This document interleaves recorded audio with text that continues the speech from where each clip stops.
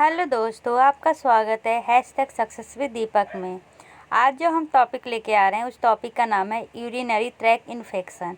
इसमें मेनली हम केसेस पे डील करेंगे और जानेंगे कि यूरिनरी ट्रैक इन्फेक्शन में कौन सा टेस्ट करते हैं, कौन सा उसका कलेक्टिंग मेथड होता है, कौन सा बीमारी आने पे हम कौन सा डायग्नोसिस करते हैं, कौन सा स्टैंडर्ड गोल्ड स्टैंडर्ड मेजरमेंट है। ये सब हम इसमें डील करेंगे। अगर आपको यह वीडियो पसंद आए तो लाइक और सब्सक्राइब करना ना भूलें। सबसे पहले ऑब्जेक्टिव तो हमने बता दिया कि क्या क्या करना है। तो एक पहला केस है कि देखिए, ये मेरी पेडियाट्रिक्स के लिए यूटीआई है, ठीक है। तो एक पेशेंट है जो मेल पेशेंट है, 12 मंथ ओल्ड है। तो हिस्ट्री क्या है उसका कि उसको 2 दिन से क्या है, हाई ग्रेड फीवर है वोमिटिंग के साथ, लेकिन उसको पहले कोई यूरिन इन्फेक्शन नहीं हुआ है। तो हम फिजिकल एग्जामिनेशन में देखते हैं कि उसको फीवर क्या है, 38 डिग्री सेल्सियस है, हार्ट रेट कितना है, 100 पर मिनट है, ठीक है। और जो रेस्पिरेटरी रेट है वो 30 है। तो ये ब्रैडिकार्डिया आ जाएगा क्योंकि बच्चों में रेस्पिरेटरी रेट ज़्यादा होता है। नॉर्मल है ये HENT नॉर्मल है, चेस्ट नॉर्मल है, हार्ट नॉर्मल है, एब्डोमेन नॉर्मल है और कोई भी फिमोसिस नहीं होता है, ठीक है। तो हम कैसे पहचानेंगे कि इसको यूटीआई प्रॉब्लम है? तो पहले तो इसका हिस्ट्री और फिजिकल एग्जामिनेशन करेंगे, पेरेंट्स से पूछेंगे। तो पेरेंट्स बोलेंगे बच्चों के लिए क्या क्या है इसका, तो फीवर हो जाएगा, वोमिटिंग करेंगे, खाना नहीं खा पाएंगे, इरिटेबल हो जाएगा और फेलवल तो ट्रिव हो जाएगा और उसके यूरिया में हेमेटूरिया हो जाता है। और यही जब बड़ों की बात करो, मैंने ओल्डर चिल्ड्रन या अडोसेंस की बात करो, तो हेमेटूरिया हो जाता है, एब्डोमेन में पेन करता है और उसको अच्छा से यूरिन नहीं हो पाता है, या यूरिन होते समय पेन करता है। तो हम समझेंगे कि यूटीआई का है। तो ये रिस्क फैक्टर क्या क्या हो सकता है? तो रिस्क फैक्टर ये है कि यूरिन अच्छा से फ्लो नहीं कर रहा है, उसके ये हिस्ट्री में कभी उसको यूटीआई हुआ है, एंटीनेटल डायग्नोसिस मतलब जब वो पेट में था तो उसमें रीनल एबनॉर्मलिटीज हुई है, फैमिली हिस्ट्री में VUR है, ठीक है। उसको कंस्टिपेशन है, उसका वॉइडिंग अच्छा से काम नहीं कर रहा। वॉइडिंग मतलब वही डिस्चार्ज को कहते हैं, ठीक है। वो डॉक्टर टर्म में वॉइडिंग नाम आ गया है। ये लार्ज ब्लेडर हो गया, ब्लेडर जो हो गया वो बड़ा हो गया है, एब्डोमेन में मास है, स्पाइनल में लेसन है, अच्छा से ग्रोथ नहीं हो रहा है, या हाइपरटेंशन है। ये सब क्या करता है, यूटीआई को बढ़ा देता है, ठीक है। तो पैथोजेनेसिस क्या जानते हैं, जो भी यूटीआई इन्फेक्शन होता है वो मेनली असेंडिंग इन्फेक्शन होता है, क्योंकि वो नीचे रहता है तो ऊपर से नीचे की ओर जाता है। बैक्टीरिया क्या करता है, पहले फिकल में फ्लोरा जो फ्लोरा रहता है वो कॉलोनी बनाता है पेरिनियम में, और फिर वो इंटर कर देता है ब्लेडर में, किसके थ्रू, तो यूरेथ्रा के थ्रू, ठीक है। In uncircumcised boy bacteria pathogen arise from the flora beneath the prepuce, ठीक है। वो जिसका देखते हैं ना पेनिस के आगे वो कवर रहता है, उसमें वो कहाँ पे बैक्टीरिया पैथोजन बनाता है, तो बीनीथ द प्रीपूस, ठीक है। 3 टाइप ऑफ यूटीआई होता है, एक पाइलोनेफ्राइटिस, सिस्टाइसिस और एसिम्प्टोमेटिक बैक्टीरिया। पाइलोनेफ्राइटिस में क्या होता है, बैक्टीरिया मेनली कहाँ पे इन्वॉल्व होता है, तो अपर यूरिनरी ट्रैक में। सिस्टेसिस में बैक्टीरिया कहाँ इन्वॉल्व होता है, तो ब्लेडर में। और एसिम्प्टोमेटिक बैक्टीरिया, तो इसके बारे में पढ़ते क्योंकि ये मेनली कोई पार्टिकुलर एरिया से नहीं है। तो पाइलोनेफ्राइटिस क्या था, तो अपर यूरिनरी ट्रैक में है, ठीक है। और मेनली कौन सा पार्ट, तो रीनल पैरेन्काइमा में ये इन्फ्लामेशन होता है और बैक्टीरिया उसमें क्या होता है, ग्रोथ करता है। तो इसके सिम्टम्स क्या आएंगे, ठीक है, तो एब्डोमिनल या बैक या ब्लैक पेन होगा, ठीक है। फीवर तो देखेंगे पेशेंट में, मलेस होंगी, नौसिया होगा, वोमिटिंग होगा, कभी कभी डायरिया भी हो जाता है, ठीक है। क्यों ये एब्डोमिनल ब्लैक पेन का, क्योंकि अपर ट्रैक कर रहा है ना, अपर ट्रैक कहाँ पे रहता है, किडनी का, ये स्टोमक में रहता है, के बगल में रहता है, तो इसलिए एब्डोमिनल पेन करता है, बैक पेन करता है। किडनी मेनली पोस्टीरियर पार्ट में पाया जाता है, ठीक है।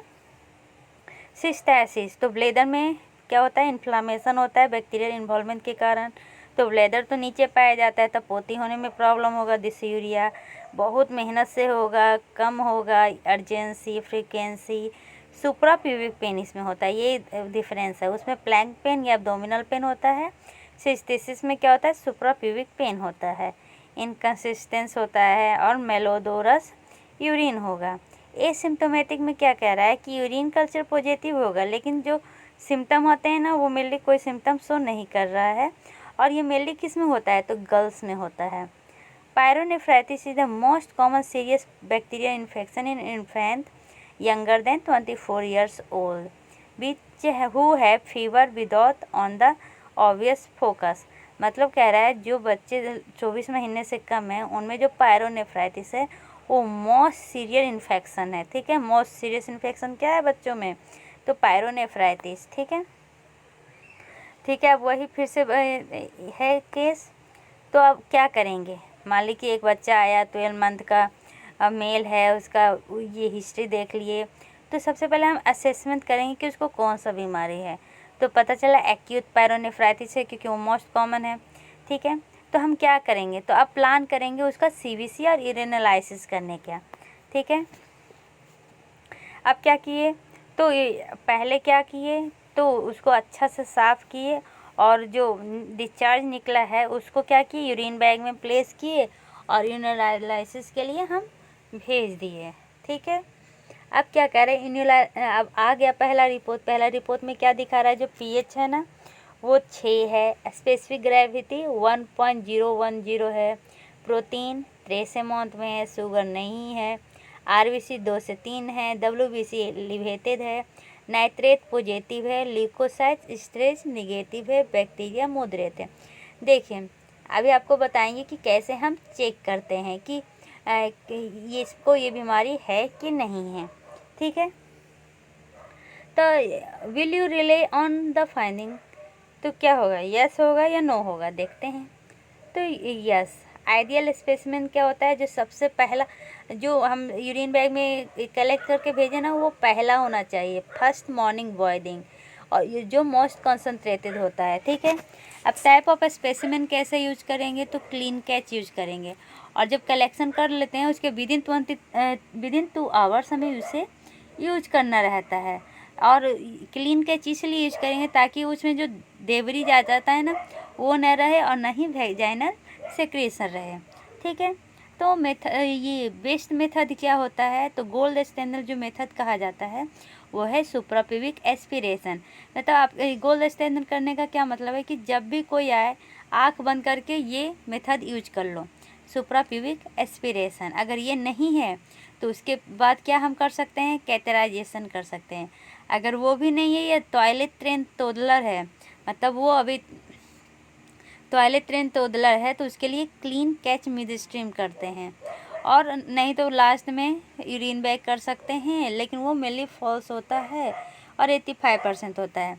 तो इसमें कह रहा है स्पेसिफिसिटी, तो गोल्ड स्टैंडर्ड कौन सा है, SPA, तो उसका स्पेसिफिसिटी और सेंसिटिविटी 100% होगा। उसके बाद कैथेराइजेशन, क्लीन कैच, तो वो यहाँ पे लिखा हुआ है। तो हम बैग सैंपल के बेसिस पे नहीं कह सकते हैं कि इसको UTI है कि नहीं है, ये सब किया जाता है, ये स्टार्टिंग का फेज है। ठीक है, बैग कलेक्शन क्यों किया जाता है, तो ये जानते हैं। सबसे पहले हम क्या करते हैं, बैग कलेक्शन करते हैं। तो बैग कलेक्शन क्यों करते हैं, जब ये UTI का इन्फेक्शन है कि नहीं है ये तो बताता नहीं है। तो बैग कलेक्शन अगर पॉजिटिव हो जाए तो हम क्या करेंगे, नेक्स्ट स्टेप करेंगे क्या, क्लीन कैच या कैथेराइजेशन फॉर यूरिन CS। मत ठीक है, सिजेरियन के करना है कि नहीं करना है इसके लिए वो बताता है। अगर निगेटिव है तो कुछ भी करने की ज़रूरत नहीं है। और यूरिन बैग स्पेसिमेन कभी भी यूरिन कल्चर के लिए यूज नहीं होता है। ठीक है, फिर दोबारा हम करवाए तो उसका pH निकला 6, RBC 2 से 3, WBC भी एलिवेटेड है, नाइट्रेट पॉजिटिव निकला, ल्यूकोसाइट स्टेरेज निगेटिव निकला, बैक्टीरिया मॉडरेट है। ये नाइट्रेट पॉजिटिव और ल्यूकोसाइट स्टेरेज निगेटिव ये सब का मतलब आपको आगे समझाऊँ, क्या है ना। इस वीडियो के बाद आपको ये निकालना पूरी तरह अच्छे से आ जाएगा। तो क्या दस पेशेंट है UTI और विल बी स्टार्ट ट्रीटमेंट, देखते हैं। तो देखिए विथ स्पेसिफिक यूरिनरी सिम्टम, देखिए अगर यूरिन बैग में निकला पॉजिटिव निकला, ठीक है, तो अब उसके साथ यूरिनरी सिम्टम दिख रहा है तो हम क्या करेंगे, यूरिन कल्चर के लिए भेज देंगे सैंपल को और एंटीबायोटिक स्टार्ट कर देंगे। ठीक है, ये इतना समझ में आया कि अगर स्पेसिफिक क्या रहा, सिम्टम रहा, वो पॉजिटिव होने के बाद यूरिन बैग, तो हम यूरिन कल्चर के लिए भेज देंगे और एंटीबायोटिक स्टार्ट कर देंगे। लेकिन कोई सिम्टम स्पेसिफिक नहीं रहा तो हम क्या देखेंगे, पहले तो उसको कल्चर में भेज देंगे। फिर 3 तरह का इसमें होता है नॉन स्पेसिफिक में, लो रिक्स, इंटरमीडिएट रिक्स, हाई रिक्स। अगर हाई रिक्स रहेगा तो कल्चर के साथ एंटीबायोटिक भी देंगे। इंटरमीडिएट और लो रिक्स में हम कल्चर के लिए तो भेजना ही है, लेकिन एंटीबायोटिक स्टार्ट करते हैं अगर पॉजिटिव यूरिनालिसिस हो तो। ठीक है, देखिए दीपस्टिक, अब ये कह रहे थे ना नाइट्रेट, ये सब के बारे में बताएंगे। ये सब बहुत मेन स्टेप होता है हमें कि हमें एंटीबायोटिक देना है कि नहीं देना है। चलिए अब देखते हैं। सबसे पहले यूरिन बैग के लिए भेजिए, अगर पॉजिटिव है तो क्लीन कैच या कैथराइजेशन करेंगे, निगेटिव है तो कुछ करने की ज़रूरत नहीं। अगर पॉजिटिव है और अभी तक स्पेसिफिक सिम्टम है तो कल्चर के लिए भेज देंगे, क्योंकि कल्चर ही क्या है, कन्फर्मेटरी टेस्ट है, और उसके बाद एंटीबायोटिक देंगे। अगर नॉन स्पेसिफिक है तो 3 चीज़ होता है, ये सब बता दिया। ठीक है, अब यूरिन डिपस्टिक करना है। इसमें क्या देखेंगे, नाइट्राइट क्या है, तो ये सब बैक्टीरिया जो नाइट्रेट को नाइट्राइट में चेंज करे उसको कहते हैं नाइट्राइट। इसमें कौन सा बैक्टीरिया यूज होता है, ई कोलाई और enteric bacteria. Other urine pathogen कौन कौन सा है, तो streptococcus, faecalis, other gram positive organism, Neisseria gonorrhoeae, mycobacterium tuberculosis. ये सब क्या करता है, कन्वर्ट नहीं करता है नाइट्राइट को नाइट्रेट में। अब क्या है, ल्यूकोसाइट ईस्टरेज। तो अब डिपस्टिक में 2 यूज हुआ है, कौन कौन सा, तो नाइट्राइट और ल्यूकोसाइट ईस्टरेज। ईस्टरेज क्या करता है, डिटेक्ट करता है प्रेजेंस ऑफ ल्यूकोसाइट, ठीक है, that have been last and would not appear in the microscopic examination.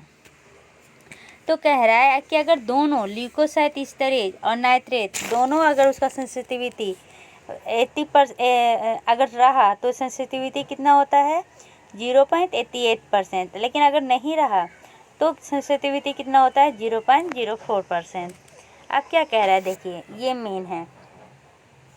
अगर आपने करवाया यूरिन कल्चर और उसमें दोनों डिपस्टिक करवाया, अगर दोनों एली और नाइट्रेट दोनों, इसमें मेनली याद रखिएगा कि नाइट्रेट ज़्यादा इम्पोर्टेंट है, नाइट्राइट ज़्यादा इम्पोर्टेंट नाइट्राइट है। ठीक है, नाइट्राइट और एली दोनों पॉजिटिव रहा तो हम क्या कहेंगे, प्रिजम्पटिव यूटीआई है और एंटीबायोटिक स्टार्ट कर देंगे।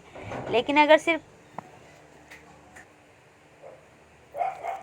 सिर्फ नाइट्राइट पॉजिटिव रहा, कहे ना नाइट्राइट पे ज़्यादा फोकस करना है, तो हम उसको समझेंगे कि प्रिजम्पटिव यूटीआई है और एंटीबायोटिक दे देंगे। लेकिन अगर नाइट्राइट निगेटिव रहा, एली पॉजिटिव रहा, तो उसको फिर से क्या करेंगे, यूरिन माइक्रोस्कोपी के लिए भेजेंगे और कल्चर के लिए भेजेंगे, और एंटीबायोटिक तभी देंगे जब यूटीआई के सिम्टम दिख रहे हैं।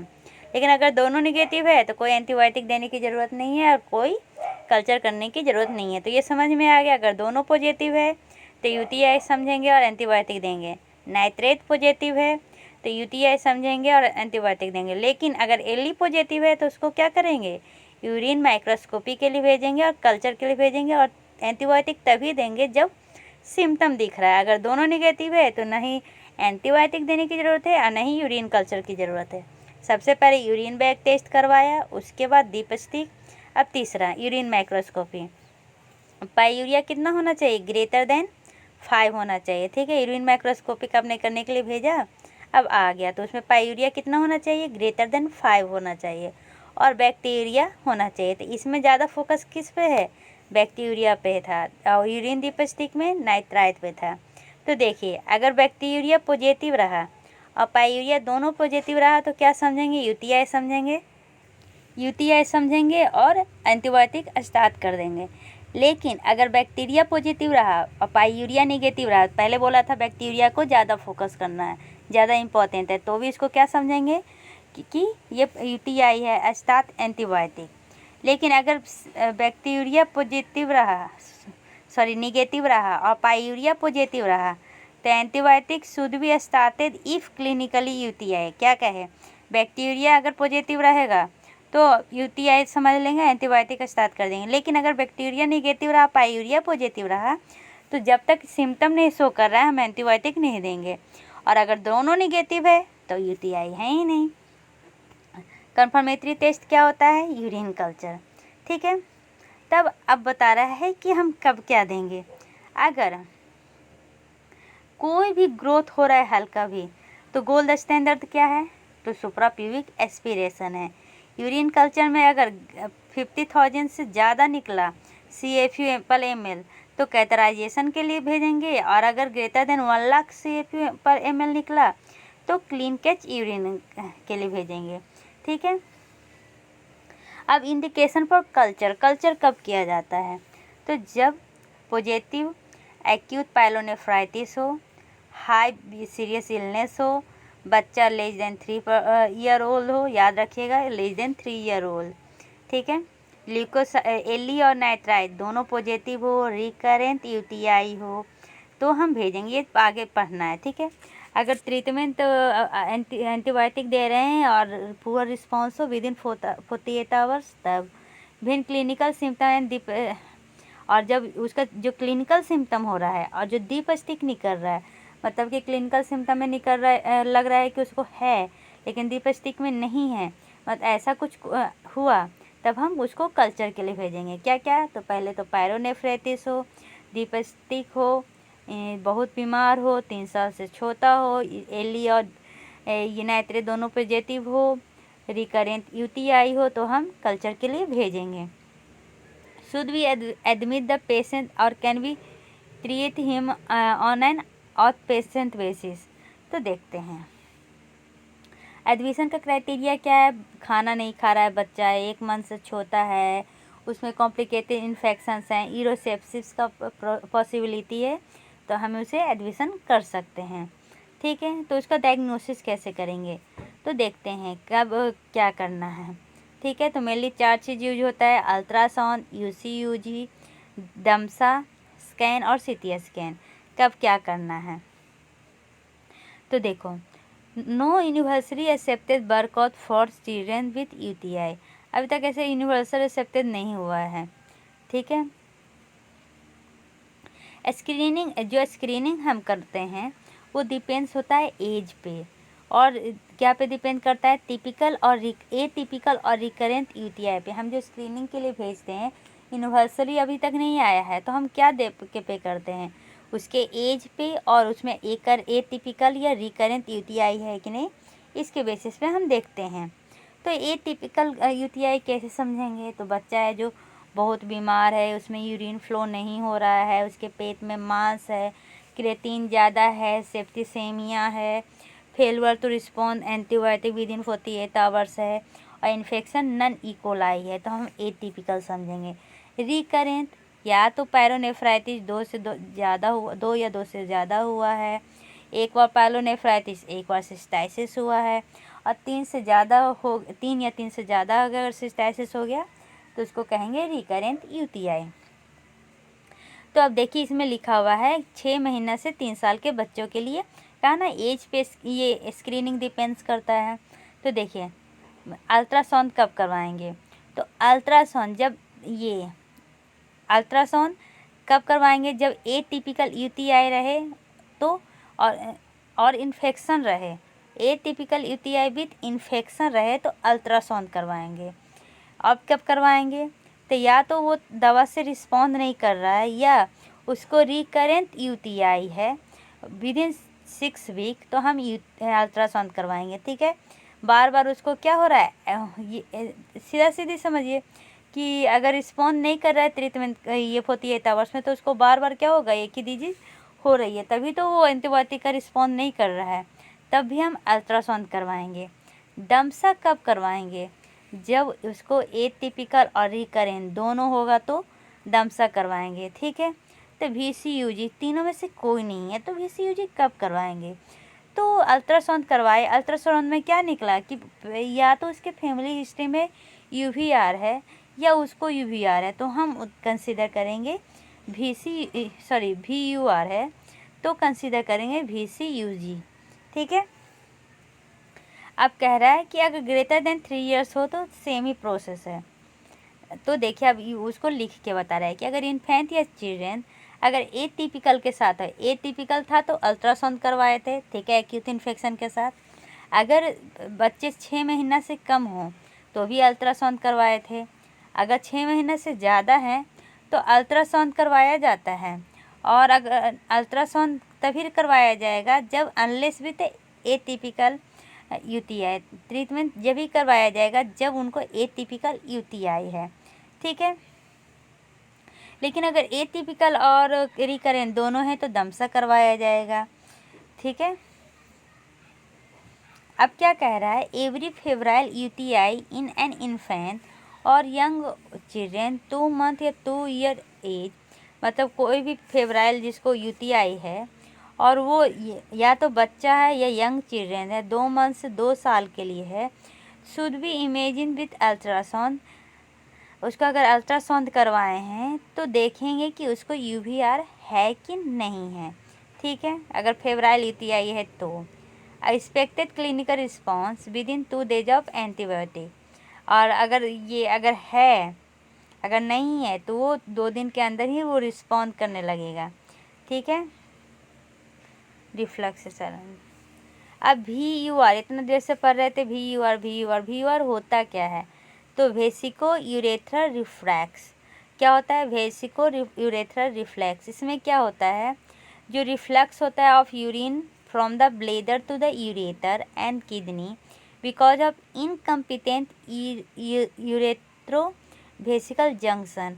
मतलब क्या होता है कि जो reflux of urine from the bladder to the ureter and kidney, मतलब जो अच्छा से यूरेथ्रोवेसिकल जंक्शन नहीं ओपन होने के कारण रिफ्लेक्स ऑफ जो यूरिन है, जो यूरिन निकलने की क्षमता है ब्लेडर से या यूरेटर से या किडनी से, वो अच्छी तरह नहीं निकल पाता है, ठीक है।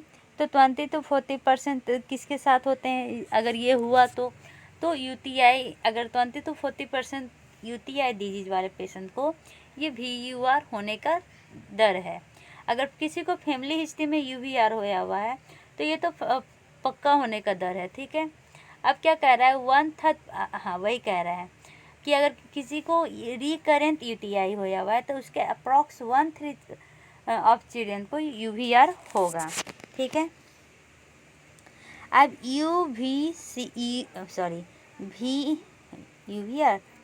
VUR होगा, ठीक है। VCUG क्या होता है, तो वेसिकोसिस्टो यूरेथ्रोग्राम, ये क्या है, गोल्ड स्टैंडर्ड है डायग्नोसिस करने के लिए VUR का, ठीक है।